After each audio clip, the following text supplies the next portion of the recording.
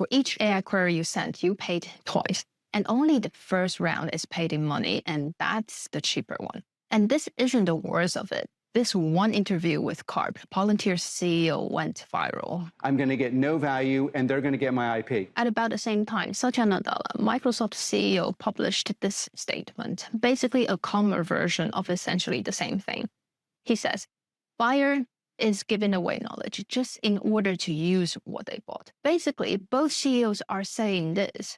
The number on your invoice isn't what you actually paid. You might even have already overpaid for what a model could realistically achieve for you. With these CEOs start to voice the truth, are they selling their own products, or there is genuinely a pattern buried deep underneath the whole AI industry that you just haven't noticed yet? With the following 5 pressing questions, by the end of this video, that you will have the knowledge to surpass 99% of your peers. Let's start with, what does AI actually cost? Imagine there are no subsidies. Second, apart from money, what else are you paying the labs for, such as OpenAI and Anthropic? Third, how does AI rewrite competition? Do you even stand a chance against your vendor-turned-competitor? Fourth, what do the hyperscalers CEO recommends the world to do? And finally, what does it all mean to the whole AI industry? To start with, the true token cost, and Karp's rant went on. The reason why everyone is chillaxing with bad financials and growth with losing money is the client refuses to pay the true cost. What does he mean by true cost? Before I answer this one follow-up question I want to ask you first. How does a company build its AI return on investment case to start with?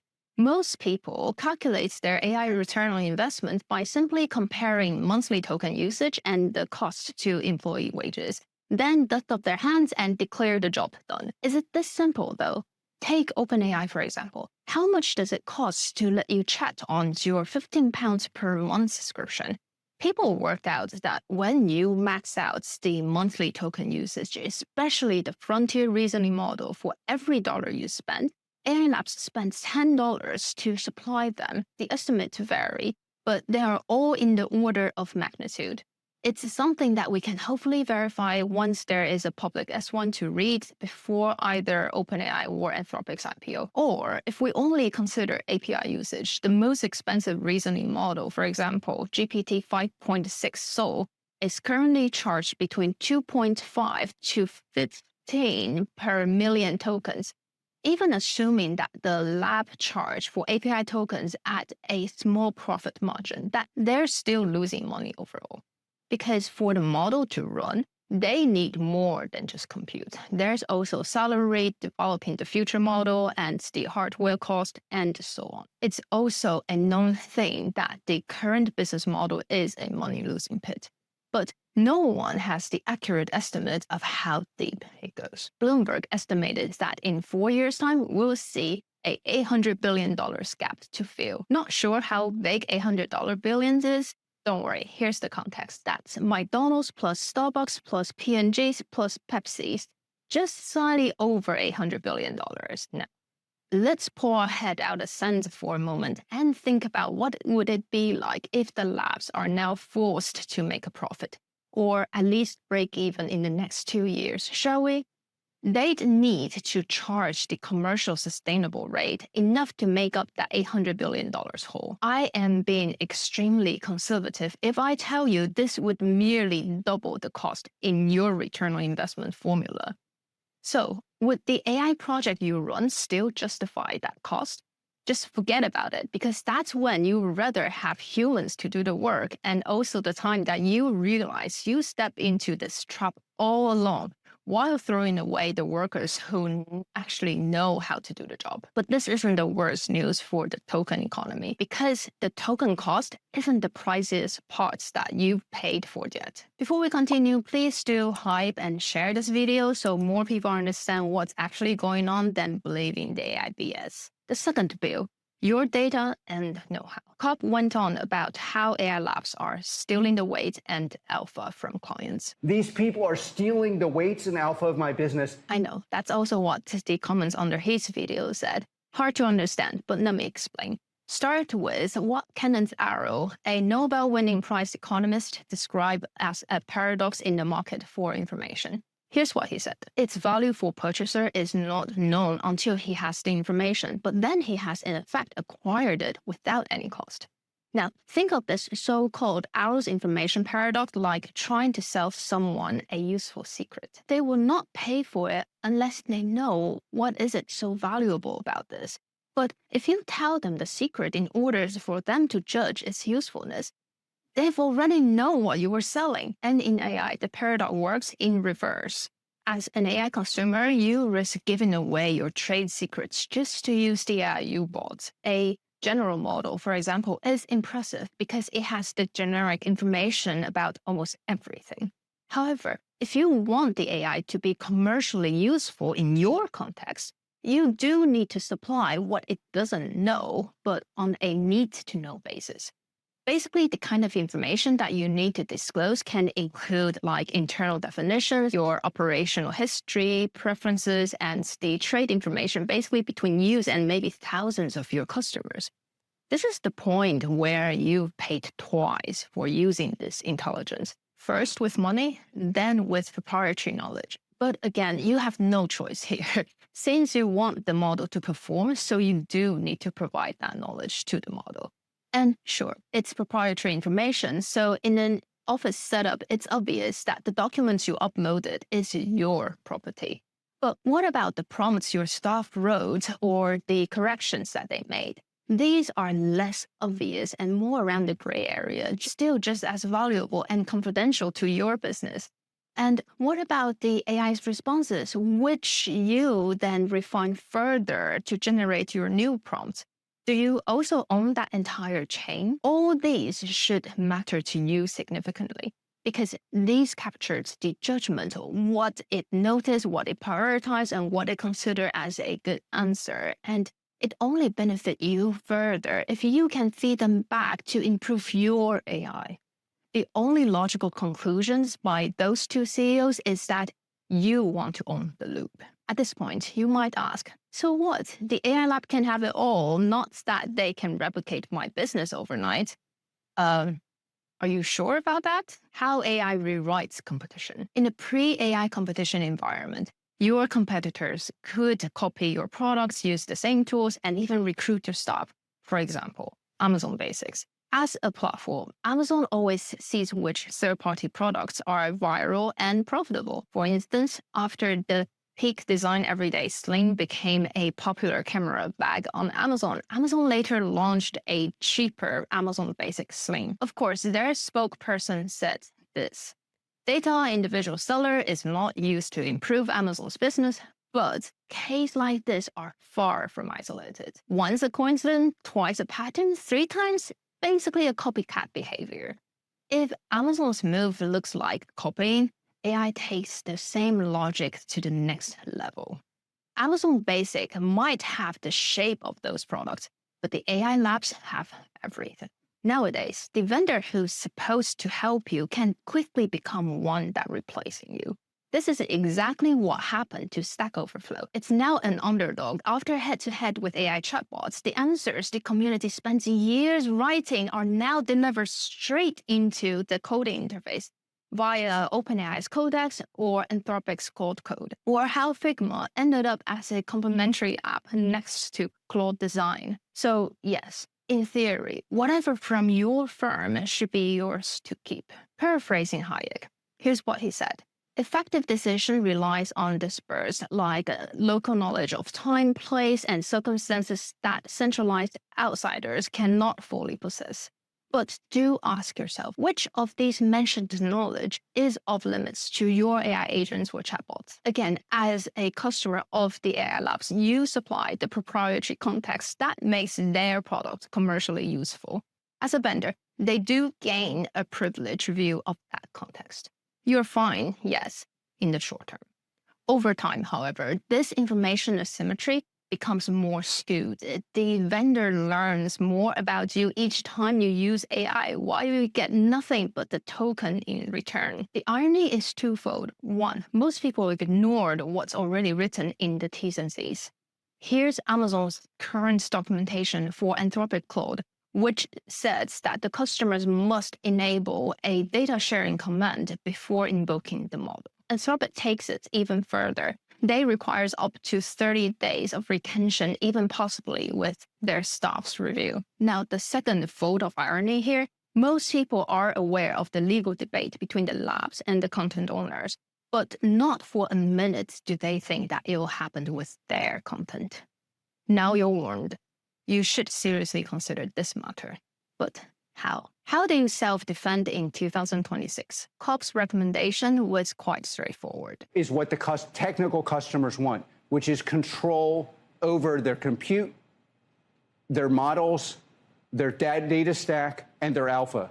They want to know they own the means of production. It's not being transferred to someone else. In other words, you want to own a tool rather than being owned by one. This does not necessarily mean building your own model by a warehouse of GPU or turning every company into an AI lab. It does mean, however, that the model should remain just as a tool for the business rather than becoming the center of the business. Though this distinction was somehow lost after 2022, a mistake that many astute CEOs made. It was like they were suddenly charmed by AI demos. The outcome-based metrics were suddenly all forgotten.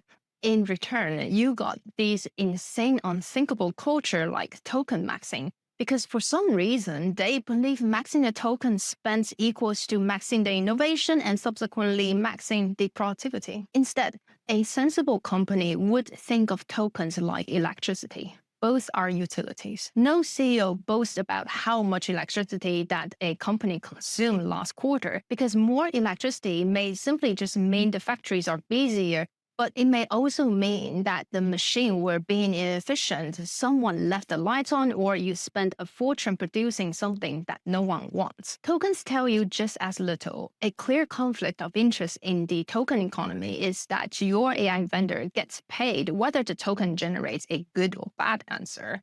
You, on the other hand, only gets paid once a product is checked by your staff, shipped, and creates value for your downstream. So when Karp talks about controlling the mean for production, he isn't merely talking about where a model runs. He's talking about whether a capability remains with you after a model is removed. A very similar comment from Satya Nadella. Here's what he said. That a company should accumulate learning, like the prompt staff writes the evaluation that defines a good answer and the decision that emerge from its workflow, and so on and so forth. Even though Karp and Nadella aren't entirely neutral, because if you think about the business they run, both sells infrastructure that supposedly gives company this control. Their incentives, however, are almost besides the point. What really matters is that they're saying this publicly. And with time, if this view becomes common, it changes the business of AI labs. What does this new consensus mean for the likes of OpenAI? Keep in mind that the labs have spent billions trying to make their models the center of everyone's house system, and they still need to pay for inference, research, data centers, and a newer model that costs even more than the last one. When more and more companies avoid paying with their own data and knowledge, their second payments diminishes. And there is only the first payments, the actual token cost left. So the only way now for the AI labs to survive is to charge the true token cost, i.e. the more expensive token cost, or any methods that would simply lead to higher margins and bigger sales, such as smaller usage allowance or enterprise contracts with enough seats, hoping some use less than the others. Except, can you charge a monopoly price for electricity when the customers can basically change suppliers without rewiring the whole building? And this is exactly what Karp and Nadella are encouraging the CEOs to do. Keep the data, the workflow, the corrections, and the institutional knowledge on your side. Make sure the model is replaceable. With more companies doing that, the labs will be forced to change the pricing. And every price increase gives them yet another reason to replace the model. This is partly why the labs have refused to remain just an AI lab. They're building coding products, workplace software, and even entering the physical world. Take OpenAI, for example. Its first hardware product has not yet shipped, and yet Apple is already suing the company, alleging that the former Apple employees brought trade secrets into OpenAI. And of course, OpenAI denies it. Or the other example is OpenAI's custom chip partnership with Broadcom is meant to secure dedicated AI compute capacity for them. So the AI labs are now heading for vertical controls, the applications, the device, and the power station behind it. And it's easy to see why. Owning the applications do give them the customer's relationship and the corrections that makes the product better. Owning more of the infrastructure provides the control over their largest cost. Though there is only one tiny issue here. All of this is ruinously expensive. Worse, the moment an AI supplier builds the software or device that performs their client's work, it has unofficially declared an ugly commercial warfare with their clients. And in there, the cycle closes. The less knowledge companies give the AI labs, the more labs must justify their pricing or even own more of the surrounding business. The more they try to claim both the money and the data, the more customers would just treat them as competitors and pull their knowledge away from the AI labs. And the only sensible question left here is, where does this end? What to watch? My guess is that some AI labs eventually run out of other people's money. The largest one may survive, though perhaps not in the way their current investors expect. A formal acquisition may not even be necessary. A hyperscaler can finance the lab, supply its compute, take its equity position, negotiate a share of the revenue, and make it economically impossible for the lab to leave. The hyperscalers are in this prestige positions to survive the AI war. For example, Microsoft does not need every AI query to make money as long as it ties its model to Azure and Office. Or Apple, though not quite a hyperscaler in the same sense of the AI era, it can subsidize AI by keeping people buying devices and staying within its Apple ecosystem. They can tolerate a loss-making model because the model protects something else that already makes money for them in the last 10, 20 years. The labs, however, cannot. If they lost the second payment and cannot raise the first one, the money far enough, the likely outcome is not an independent AI industry. It's a handful of labs gradually swallowed by the companies that own the compute distribution and the existing customer base. The labs set out to become a new utility. The old-timer will likely end up owning them. I hope you enjoyed today's video. Tell me which way you think the AI war will end up. Do subscribe to this channel for more substance and watch this one next.